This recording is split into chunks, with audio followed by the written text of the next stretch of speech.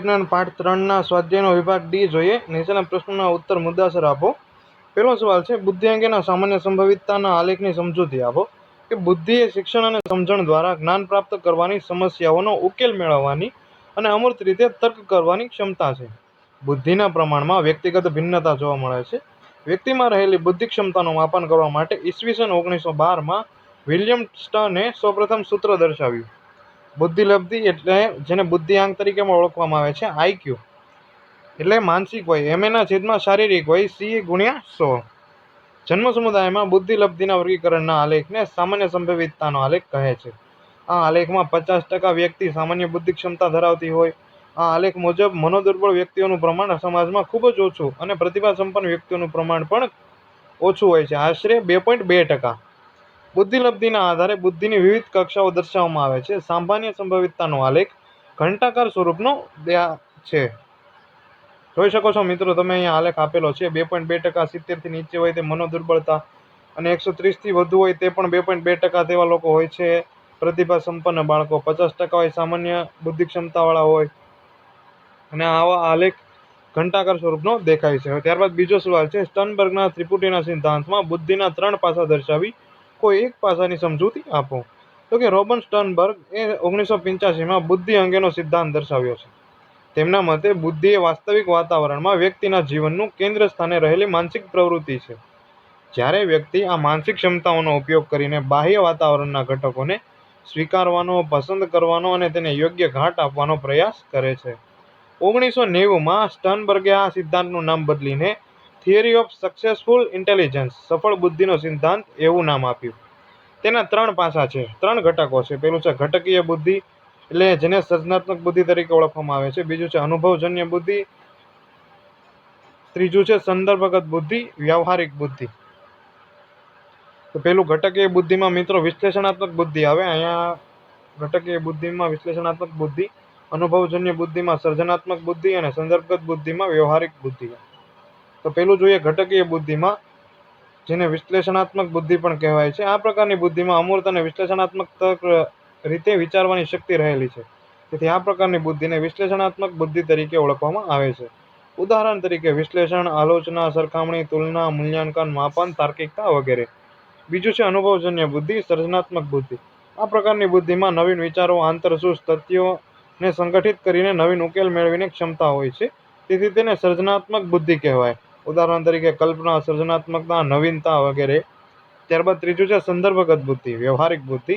આ પ્રકારની બુદ્ધિમાં વ્યવહારિક જ્ઞાન વધુ હોય, તેથી તેને વ્યવહારિક બુદ્ધિ કહેવામાં આવે છે। ઉદાહરણ તરીકે સામાજિક જ્ઞાન, રાજકીય જ્ઞાન, આવેગિક જ્ઞાન વગેરે। ત્યારબાદ ત્રીજો સવાલ છે, ગાર્ડનરે દર્શાવેલ બુદ્ધિની લાક્ષણિકતાઓ જણાવી ભાષાકીય બુદ્ધિ અને અવકાશીય બુદ્ધિ અંગે સમજૂતી આપો। હાવર્ડ ગાર્ડનરે 1983માં બુદ્ધિ અંગેના પોતાના મંતવ્યો રજૂ કર્યા। તેઓના મતે બુદ્ધિ એકાકી સ્વરૂપ ધરાવતી નથી, તેમાં જુદા જુદા ઘટકો રહેલા હોય છે। તેમણે બુદ્ધિની સમજૂતી માટે જે સિદ્ધાંત દર્શાવ્યો છે તેને બહુવિધ બુદ્ધિના સિદ્ધાંત તરીકે ઓળખવામાં આવે છે। ઉદાહરણ તરીકે વિદ્યાર્થી વર્ગખંડમાં અભ્યાસ કરે છે ત્યારે તે અનેક પ્રકારની બુદ્ધિનો ઉપયોગ કરે છે। ગાર્ડનરે 8 પ્રકારની બુદ્ધિની લાક્ષણિકતાઓ દર્શાવી છે।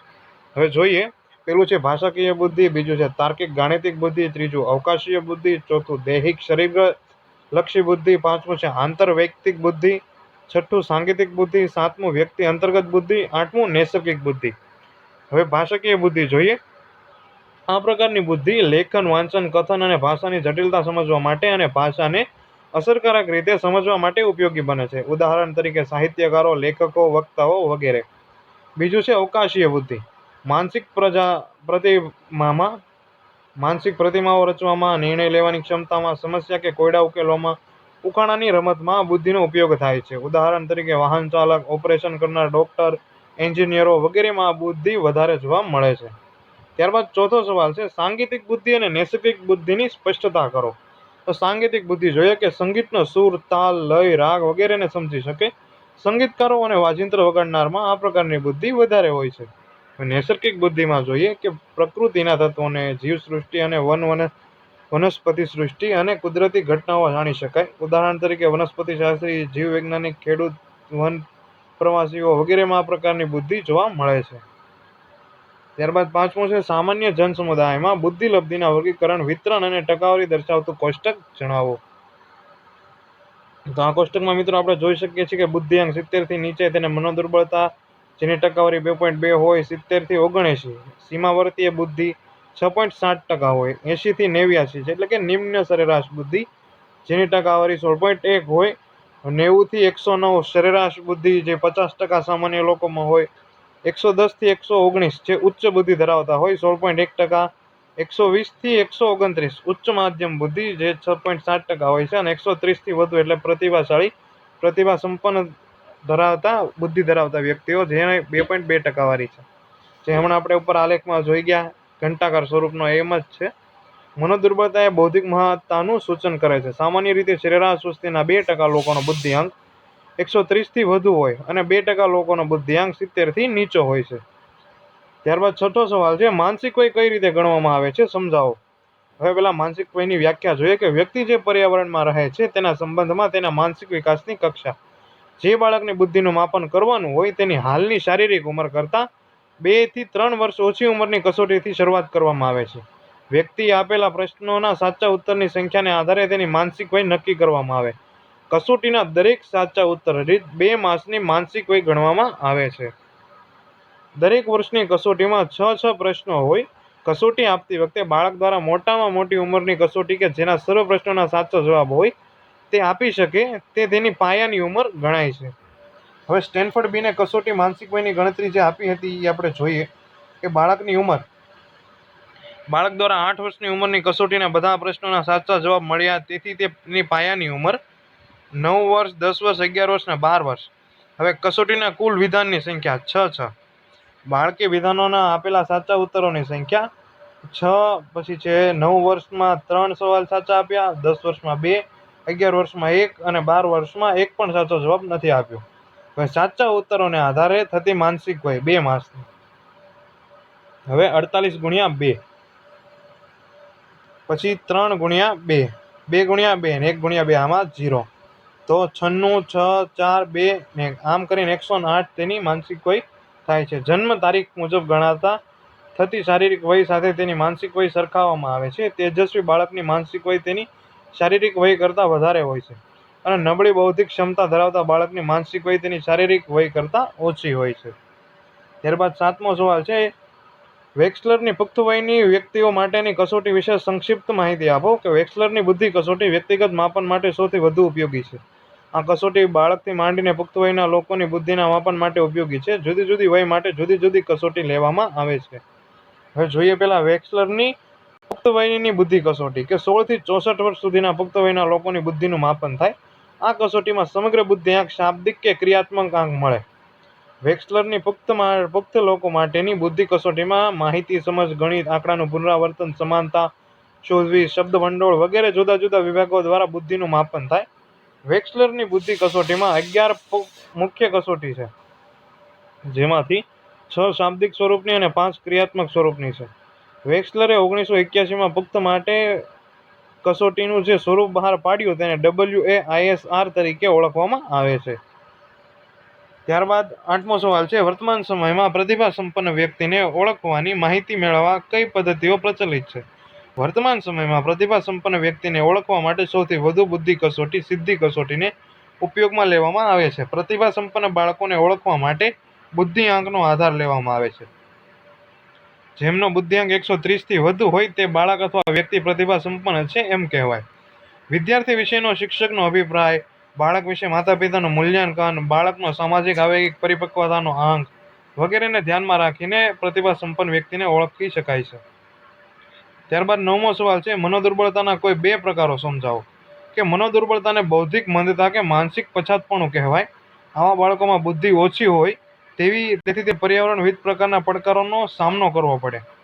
જે બાળકનો બુદ્ધિઆંક 70 થી ઓછો હોય છે તેને બૌદ્ધિક રીતે મંદ ગણવામાં આવે છે. આવી વ્યક્તિ સામાન્ય લોકોની જેમ પ્રવૃત્તિ કરી શકતી નથી. મનોદુર્બળતાના પ્રકાર જોઈએ. પેલું છે હળવી મનોદુર્બળતા, જેનો બુદ્ધિઆંક 50 થી 69 હોય.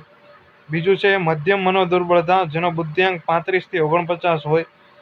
ત્રીજું છે તીવ્ર મનોદુર્બળતા, જેનો બુદ્ધિઆંક 20 થી 34 હોય. ચોથું છે અતિ તીવ્ર મનોદુર્બળતા, જેનો બુદ્ધિઆંક 20 થી ઓછો હોય.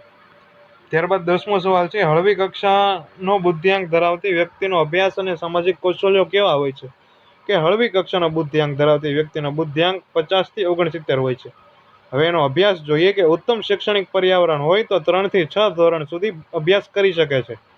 સામાજિક કૌશલ્ય જોઈએ કે સમાયોજન સાધવાનું ઝડપથી શીખે છે, મિત્રો ધરાવે છે. ત્યારબાદ વિભાગ ઈ આવે છે, નીચેના પ્રશ્નોના સવિસ્તર જવાબ આપો. પહેલો સવાલ છે, પ્રતિભા સંપન્નતાના લક્ષણો વર્ણવો. તો જોઈએ કે ઉચ્ચ બુદ્ધિ અને ઉચ્ચ માનસિક શક્તિ ધરાવતા હોય, ઉચ્ચ સ્વગૌરવ હોય, ઉચ્ચ સ્વક્ષમતા હોય, સર્જનાત્મક અને મૌલિક શક્તિ હોય, આંતરસૂઝ વધારે સારી હોય, સમસ્યા ઉકેલવા માટે પોતાના કૌશલ્યોનો ઉપયોગ કરે, તેઓના પરિપક્વતાનો સ્તર સામાન્ય કરતાં ઊંચું હોય, લેખન, સંગીત, કલા, યાંત્રિકતા, ડિઝાઇન વગેરે જેવા એકથી વધારે ક્ષેત્રમાં પારંગત હોય, સ્વવિવેચક હોય અને પોતાના કાર્યનું મૂલ્યાંકન પોતે જ કરે, તેનામાં બાહ્ય પ્રેરણા કરતાં આંતરિક પ્રેરણા વધારે હોય, પોતાની ઉચ્ચ બૌદ્ધિક શક્તિ વિશે ઊંચું માન હોય, પ્રતિભા સંપન્ન વ્યક્તિ આંતરમુખી વધારે હોય અને એકાંકી પ્રિય હોય છે. ત્યારબાદ બીજો સવાલ છે, ગાર્ડનરની બહુવિધ બુદ્ધિનો સિદ્ધાંત સમજાવો. હાવર્ડ ગાર્ડનરે 1983માં બુદ્ધિ અંગેના પોતાના મંતવ્યો રજૂ કર્યા. તેઓના મતે બુદ્ધિ એકાંકી સ્વરૂપ ધરાવતી નથી, બુદ્ધિમાં જુદા જુદા ઘટકો રહેલા હોય છે. તેમણે બુદ્ધિની સમજૂતી માટે જે સિદ્ધાંતો દર્શાવ્યો છે તેને બહુવિધ બુદ્ધિના સિદ્ધાંત તરીકે ઓળખવામાં આવે છે. ઉદાહરણ તરીકે, વિદ્યાર્થી વર્ગખંડમાં અભ્યાસ કરે છે ત્યારે તે અનેક પ્રકારની બુદ્ધિનો ઉપયોગ કરે છે. ગાર્ડનરે 8 પ્રકારની બુદ્ધિની લાક્ષણિકતાઓ દર્શાવી છે. પેલું ભાષાકીય બુદ્ધિ, બીજું તાર્કિક ગાણિતિક બુદ્ધિ, ત્રીજું અવકાશીય બુદ્ધિ, ચોથું દૈહિક શરીરગત લક્ષી બુદ્ધિ, પાંચમું આંતરવૈયક્તિક બુદ્ધિ, છઠ્ઠું સાંગીતિક બુદ્ધિ, સાતમું વ્યક્તિ અંતર્ગત બુદ્ધિ અને આઠમું નૈસર્ગિક બુદ્ધિ. હવે વિસ્તૃત જોઈએ. પેલું છે ભાષાકીય બુદ્ધિ. આ પ્રકારની બુદ્ધિ લેખન, વાંચન, કથન અને ભાષાની જટિલતા સમજવા માટે અને ભાષાને અસરકારક રીતે સમજવા માટે ઉપયોગી બને છે. ઉદાહરણ તરીકે સાહિત્યકારો, લેખકો, વક્તાઓ વગેરે. ત્યારબાદ બીજું છે તાર્કિક ગાણિતિક બુદ્ધિ. ગાણિતિક તર્ક સંકેતોનો ઉપયોગ થાય, ગાણિતિક ગૂઢતા ગણતરીની પ્રક્રિયામાં બુદ્ધિ ઉપયોગી બને. ઉદાહરણ તરીકે વકીલ, ગુનાશોધક, વૈજ્ઞાનિક, આંકડાકીય શાસ્ત્રી, તર્કશાસ્ત્રીમાં આ પ્રકારની બુદ્ધિ વધારે હોય. ત્યારબાદ ત્રીજું છે અવકાશીય બુદ્ધિ. માનસિક પ્રતિમાઓ રચવામાં, નિર્ણય લેવાની ક્ષમતામાં, સમસ્યા કે કોયડા ઉકેલવામાં, ઉખાણાની રમતમાં આ બુદ્ધિનો ઉપયોગ થાય છે. ઉદાહરણ તરીકે વાહન ચાલક, ઓપરેશન કરનાર ડોક્ટર, એન્જિનિયરો વગેરેમાં બુદ્ધિ વધારે જોવા મળે છે.